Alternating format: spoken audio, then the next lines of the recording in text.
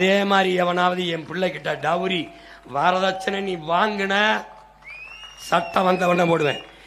இங்கே இருக்கிற ஆண் மக்கள் கவனத்திற்கு, இளைஞர்களின் கவனத்திற்கு, சட்டசபையில் பேசுற மாதிரி உண்மை.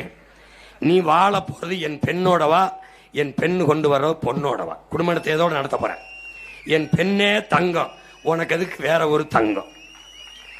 அப்படி ஒரு பெண்ணு கொண்டு வர பணத்தில் தான் நீ வாழ முடியும்னு ஒரு வக்கற்ற கேவலங்கட்ட ஒரு ஆண்மகனா நீ உன் உழைப்பில் வாழ முடியாது. நீ ஒரு பெண் கொண்டு வர நகை பணத்தை வச்சு தான் வாழ போறியா? இப்படி கேட்பேன்.